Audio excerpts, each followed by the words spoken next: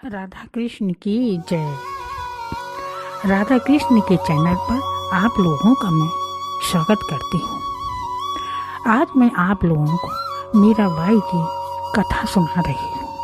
हरे कृष्ण कृष्ण कृष्ण हरे हरे, हरे राम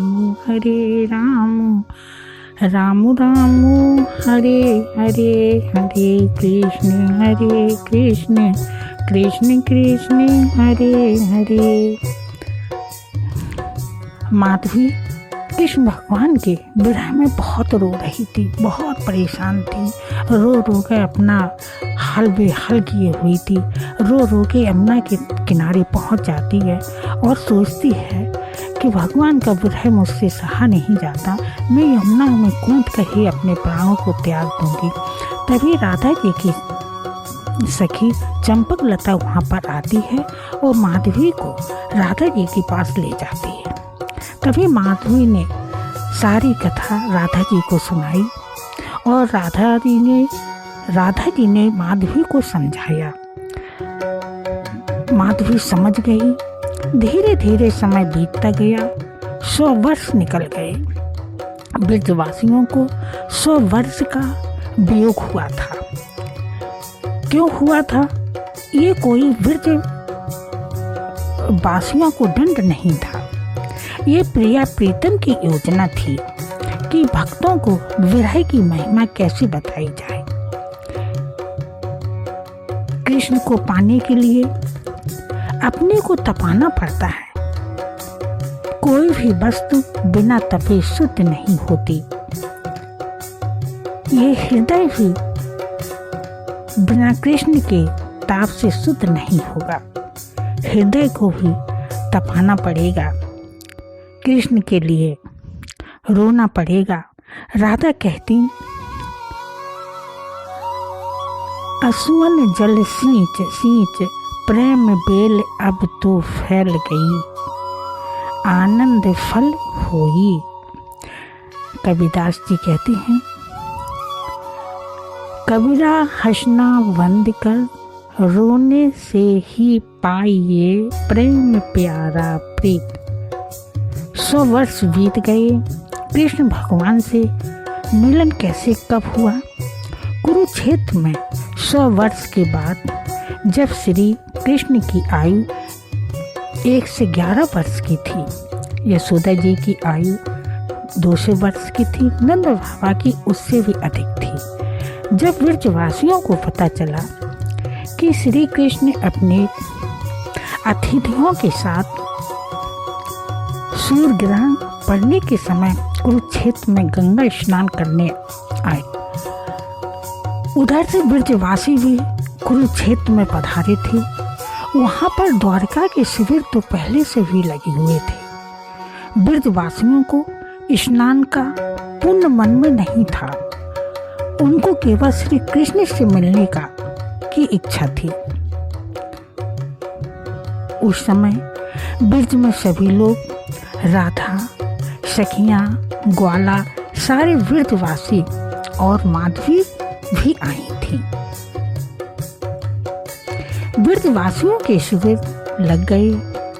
बस एक बेचैनी कृष्ण के दर्शन हो जाएं। यही बेचैनी सब ब्रजवासियों को थी। लेकिन जब तक नंद बाबा और यशोदा मैया की आज्ञा नहीं होगी, तब तक कोई नहीं मिलेगा। सबसे पहले नंद बाबा यशोदा मैया दर्शन को गए। अगर नंद बाबा यशोदा मैया ने खबर भेजी होती तो कृष्ण कन्हैया दौड़े आते, क्योंकि ब्रजवासी कृष्ण के विरह में रोते हैं, तो भगवान कृष्ण भी ब्रजवासियों के विरह में बहुत रोते हैं। वो तो कहते थे, ऊधो मोहे ब्रज विसरत नाही, ऊधो मोहे ब्रज विसरत नाही। नंद यशोदा बिना बताए कृष्ण से मिलने जाने लगे। तभी सबने कहा, खबर कर दो। यशोदा मैया बोली, नहीं नहीं नहीं, उन्हें बहुत संकोच हुआ। कहने लगी अब तो कन्हैया राजा बन गया है, हमको और कुछ नहीं चाहिए उससे।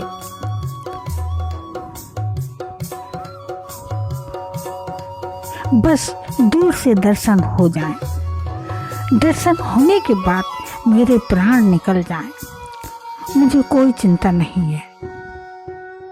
आंखें अभी तक जीवित हैं कि गोविंद का एक बार दर्शन हो जाए। नंद बाबा किसी को ना बताकर अकेले ही जा रहे थे। सोचते थे किसी को बताएंगे तो मेरे साथ सारे व्रजवासी चलने लगेंगे, इसलिए हम दोनों लोग पहले मिल आते हैं, फिर सबको बता देंगे। इतना सोच विचार कर चल पड़े।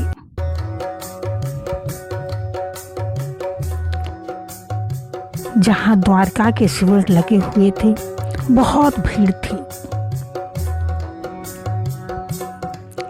प्रभु के दर्शन करने के लिए बहुत दूर दूर से लोग आए हुए थे।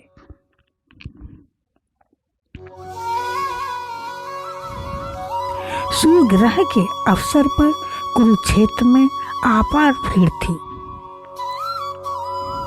नंद यशोदा ने दर्शन नहीं जा पा रहे थे। भीड़ की वजह से नंद और यशोदा मैया दर्शन के लिए नहीं जा पा रहे थे। भगवान बहुत ऊंचे सिंहासन पर विराजमान थे। उनको पता नहीं था कि ब्रजवासी भी आए हुए हैं। नंद यशोदा भीड़ में दबने लगे। तब द्वारका के अतिथि ने कहा,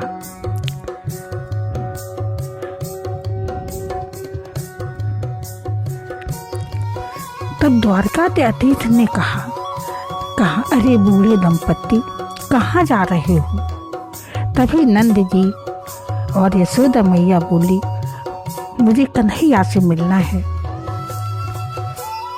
तभी उन्होंने कहा, यहाँ पर तो कन्हैया कोई नहीं है, यहाँ पर तो द्वारकाधीश आए हुए हैं, अखिल ब्रह्मांड। तब नंद यशोदा बोले, वही तो कन्हैया हैं। अरे उनको तो कन्हैया कोई नहीं कहता, ब्रज में नंद यशोदा कहते थे। तभी नंद बाबा ने कहा, मैं ही अभागा नंद बाबा और ये अभागिन यशोदा हैं।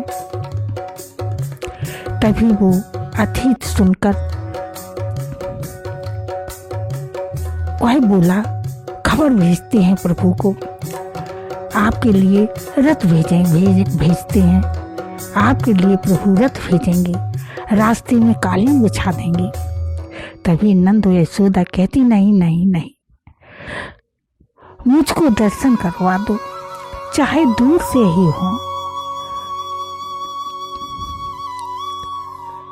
तभी द्वारका की अतिथि ने कहा, भगवान को खबर भेजती। प्रभु ने सुना। प्रभु संघर्ष से अपने सिंहासन से ही दौड़ पड़े, दौड़कर आए और नंद यशोदा को देखकर वहीं पर प्रभु लेट गए, उनके चरणों के पास ही लेट गए। तभी जो अतिथि वहां खड़ा था, नंद बाबा यशोदा मैया को कुछ कम दिखता था। तभी उस अतिथि ने कहा, बाबा ये देखो प्रभु लेटे हुए हैं। तब नंद बाबा ने यशोदा मैया से कहा, देखो कन्हैया आ गया है, नीचे लेटा है। यशोदा मैया, नंद बाबा बहुत खुश और बहुत रो भी रहे थे। बैठ गए दोनों लोग, प्रभु को अपनी गोदी में ले लिया। बहुत रोए। तभी माँ यशोदा कहती है, लल्ला इतना दुबला क्यों हो गया, कुछ खाने को नहीं मिलता, द्वारका में मक्खन नहीं मिलता, दूध पीने को नहीं मिलता, इतना दुबला क्यों है?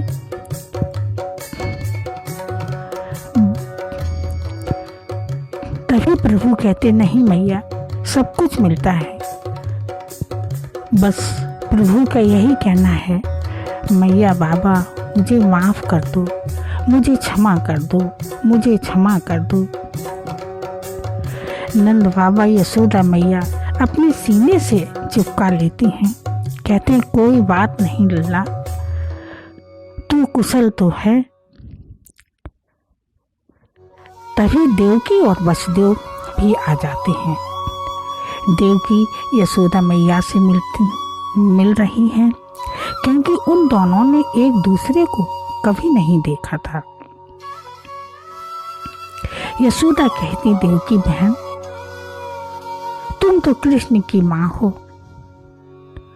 देवकी कहती, नहीं यशोदा बहन, तुम ही माँ हो।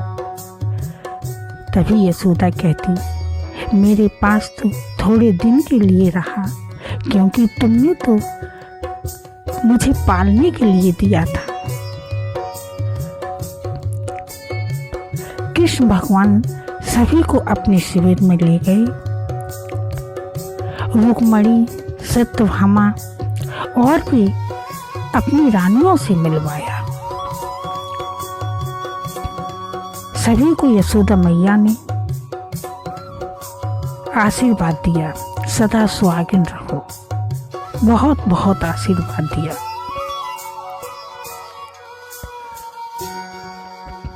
कितनी देर तक भवन में यशोदा मैया नंद बाबा रहे, उसका वर्णन तो कोई नहीं कर सकता।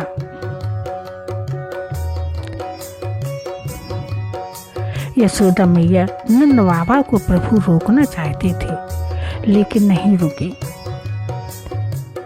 और आके सारे व्रजवासियों को बताया, हम दोनों कन्हैया से मिल आए। सारे व्रजवासी प्रभु के दर्शन को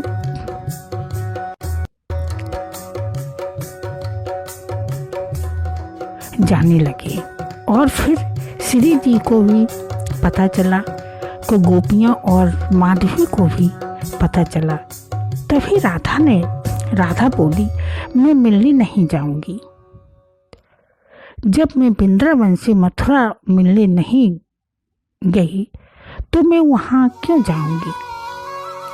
अगर प्रभु मुझे अपने योग समझेंगे तो स्वयं मुझसे मिलने आएंगे। रुक्मणी को पता चला कि सारे व्रजवासी और राधा भी आई हैं।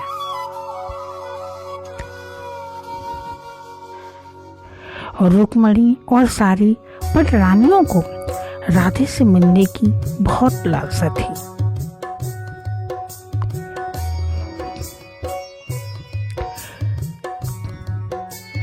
वो जानना चाहती थी कि राधा कौन है, जिनका नाम लेते ही कृष्ण भगवान रात में भी रोते हैं। एक बार रात में रुक्मणी पानी पीने के लिए उठी और देखा प्रभु सोते सोते कुछ कहकर रो रहे हैं। तभी रुक्मणी ने पास में जाकर सुना तो राधा राधा बोल रहे थे प्रभु। तो ब्रज के शिविर में जहाँ राधा थी, वहां पर रुक्मणी अपनी दासियों के साथ पहुंच गई। राधा की सखियां राधा की सेवा में लगी थी। रुक्मणी पहुंच गई, राधा की सखियां उनको पहचान ना सकी और बोली मैं। तब रुक्मणी बोली कि मैं द्वारकाधीश की बड़ी पटरानी हूँ। ललता विशाखा बोली अरे रुक्मणी जी।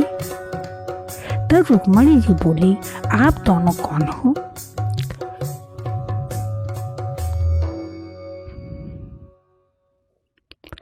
तब ललिता ने कहा हम दोनों श्री जी की सखियां ललिता और विशाखा। तब रुक्मणी जी कहती हैं, अरे ललिता विशाखा, मैंने सुना है आप लोगों का नाम, आप दोनों का नाम मैंने सुना है। राधा जी कहाँ हैं? मुझे दर्शन करा दो। तभी ललिता जी कहती हैं, अभी तो वो सोई हैं, उनको नींद बहुत कम आती है, कहो तो जगा दें। तब रुक्मणी जी कहती, नहीं नहीं, नींद कम क्यों आती है?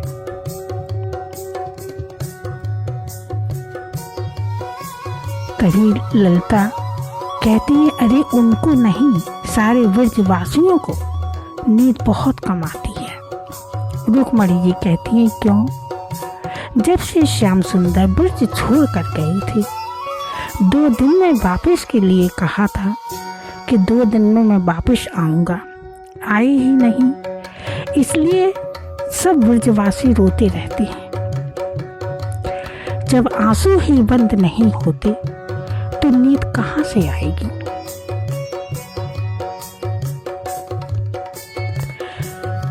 आगे की कथा आप लोगों को आगे के पार्ट में सुनाऊंगी। हरे कृष्ण कृष्ण कृष्ण हरे हरे, हरे राम राम राम हरे हरे, हरे कृष्ण कृष्ण कृष्ण हरे हरे, हरे राम राम राम हरे हरे, हरे कृष्ण कृष्ण कृष्ण हरे हरे, हरे राम राम राम हरे हरे, हरे कृष्ण कृष्ण कृष्ण हरे हरे, हरे कृष्ण कृष्ण हरे हरे, हरे राम राम हरे हरे, हरे कृष्ण कृष्ण हरे हरे, हरे राम राम हरे हरे। राधा कृष्ण की जय, मीराबाई की